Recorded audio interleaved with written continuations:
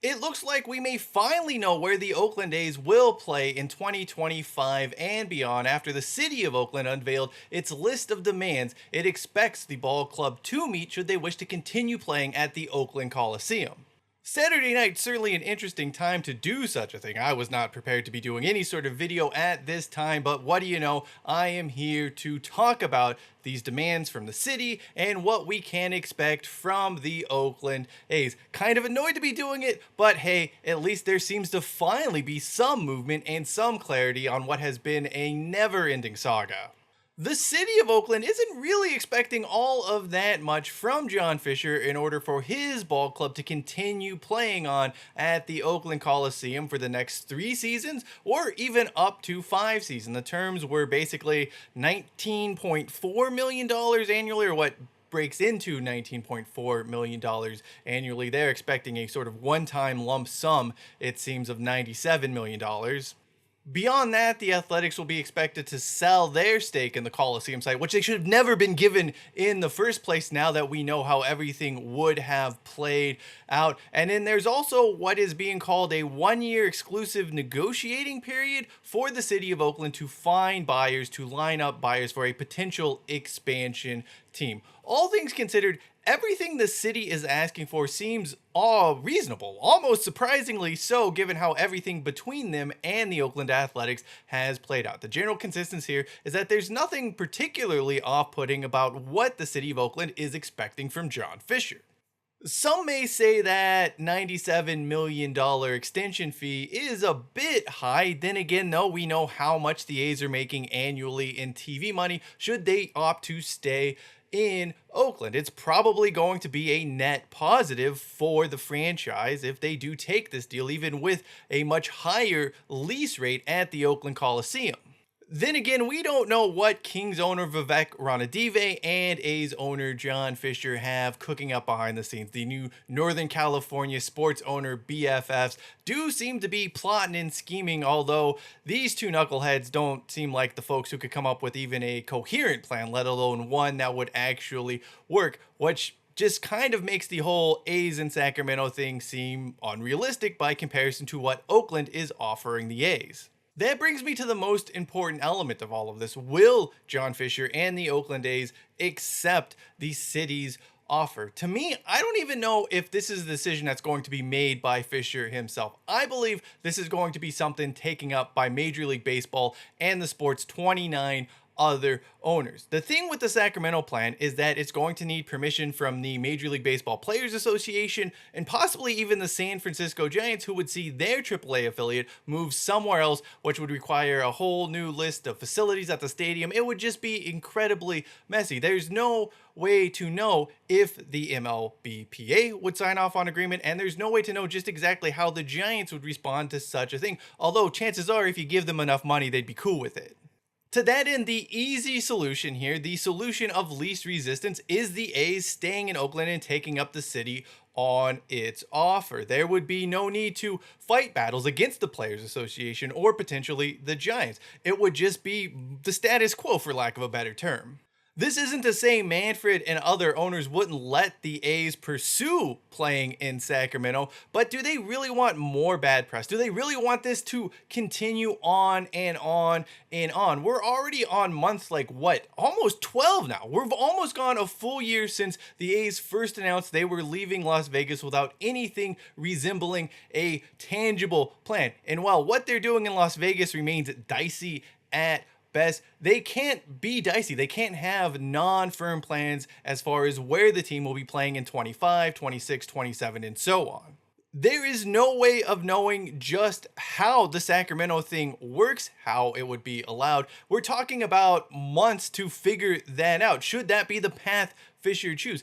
I just feel that Major League Baseball doesn't have the appetite for more of this. Eventually, they have to draw a line in the sand here as far as this uncertainty surrounding the franchise.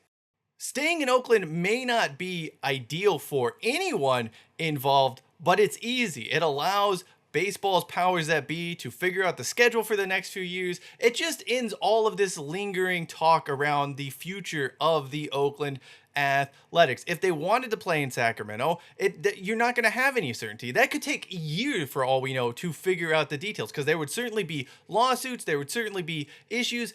It's just, why would baseball want to allow Fisher to complicate things even further? Given just how bad he's dragged the sport through the mud, you just get the feeling that Rob Manfred and the other owners are going to be, just take it. Just get this over with, dude. Like, we're tired of dealing with you. You're stupid. Just take the deal from Oakland. For the city, it obviously accomplishes a few goals. It does get the lease fees up, so they'll be able to help cover some of the crippling structural debts on Mount Davis. Ugh, what a stupid thing that was. Beyond that, though, there's also the ability to negotiate with future expansion franchise with Major League Baseball. I don't know how that would play out. I'm not pinning my hopes to that being a thing. It could just be a token gesture, I suppose. That does not give me much hope for Oakland getting an expansion team, but I think there's a reason why the city has put it in there, because it's sort of one of those things where they can point to and say, well, we tried, even if it doesn't work out.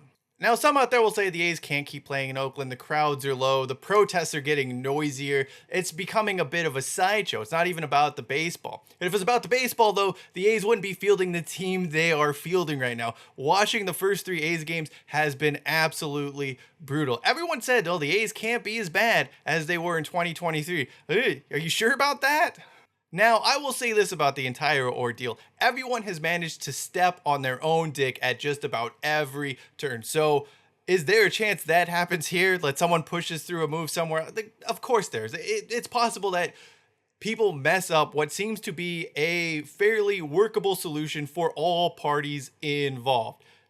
I've just long since stop believing that people would do the right thing, or even do the thing that made the most sense when it comes to the Oakland A's, Las Vegas, where they're going to play, relocation, all of that stuff.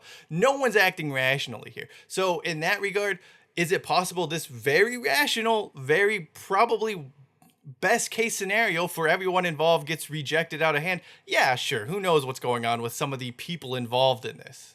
That being said, I kind of just hope like everyone just comes to their senses and says, you know what, this deal is good enough for everyone, and it just solves all of our problems in the short term. I don't think it lands Oakland a expansion team in the future. I think it doesn't necessarily guarantee the A's are moving to Las Vegas either. I think it just allows everyone to have some much needed certainty, and hopefully it just progresses in a way that just it allows us to just stop having to sit there and talk about all of this nonsense, and to talk about greed, and to talk about everything that is so shitty about this entire process. I'm not saying we have to like what's happening. I'm not saying that it's going to cure everything about this entire ordeal, this entire saga, but at least it'll just allow everyone to sort of figure out what's going on in the next 3 years. It allows schools over stadiums to play out. It will allow funding for a potential Las Vegas stadium to play out, although that doesn't seem like it's going to happen.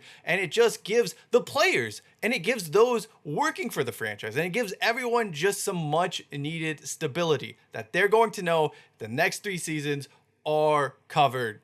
Then again, it is John Fisher, Dave Kaval in Oakland A's leadership we're talking about. So it wouldn't surprise me or anyone if on Monday they come out and announce a partnership with Placer Little League for the team to play in some rinky-dink field out in Loomis. I mean, that's just how this saga has unfolded. Anyway, thank you for watching this video. If you would like to know more about just why Sacramento has no business harboring the Kings in the next few seasons, we'll check out the video in the upper right hand corner of your screen. Until next time, I'm Cheyenne Hollis. This is the Touchback. Have a great weekend, and hashtag take it out to the 25.